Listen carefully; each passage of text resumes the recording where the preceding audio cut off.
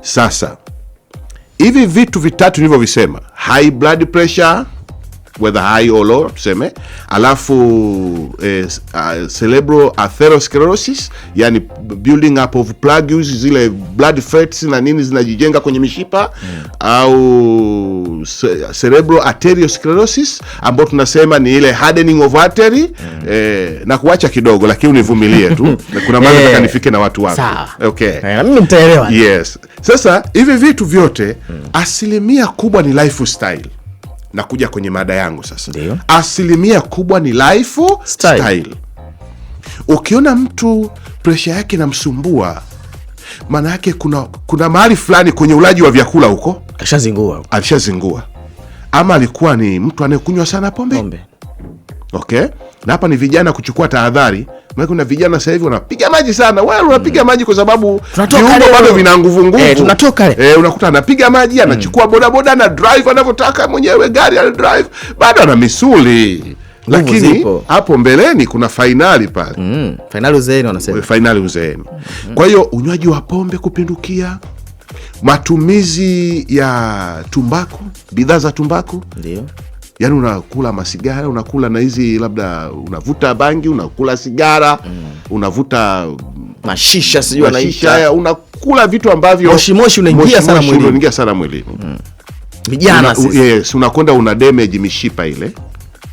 Una slow down blood circulation. Damu inaenda taratibu, haifati utaratibu unavyotakiwa. Matokeo yake kwa miaka inayokuja mbele, wewe ni victim, wewe ni mteja wa magonjwa ya kustroke.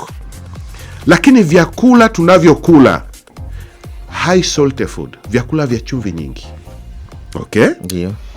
Unaweza ukala sasa hivi unasema ninapenda chumvi nyingi. Sawa, chumvi nyingi kwa sasa hivi, bado mapafu yana nguvu, bado moyo una nguvu, lakini miaka mingine hapo mbele utakwenda kuwasumbua madaktari.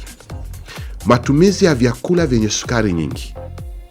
Mtu anakunywa vinywaji vya sukari, vinywaji baridi, sitaki kuvitaja majina. Vinywaji baridi hivi anakunywa chupa 3-4 kwa siku.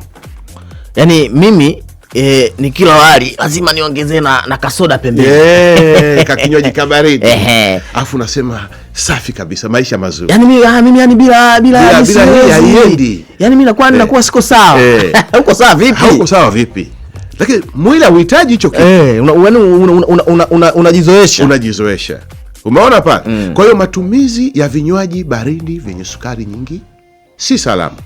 Lakini unasema mimi sinywi pombe. Okay? Mimi bwana pombe situmii. Pombe ni hatari kwa afya yangu. Lakini mbona unakunywa vinywaji vya sukari 3-4 kwa siku? Yale. Kwa sababu kimoja tu kina zaidi ya vijiko 12 vya sukari. Kinywaji kimoja tu hicho kina zaidi ya vijiko 12 vya sukari. What about 4? Maana yake unapiga 48 kwa siku. Vijiko 48 vya sukari. Na hiyo ni siku moja. Kwa siku. Kwa wiki unatembeza zaidi ya vijiko 200 na kitu. Unakimbia kuwa duka la sukari lakini mwilini viroba vimekusanyana. Haya, tuache hao wanaosema kwamba mimi sukari situmii, nimeacha kabisa miaka mingi sukari.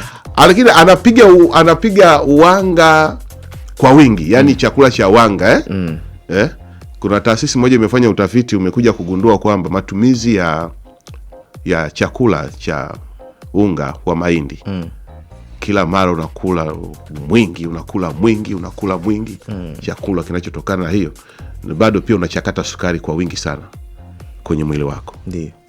Sasa lazima tuwe na kiasi kwenye vyakula, na lazima tule kwa ajili ya afya, sio tule ili tushibe. Ndio. Yes. Nafikiri umenielewa vizuri. Nakuelewa sana.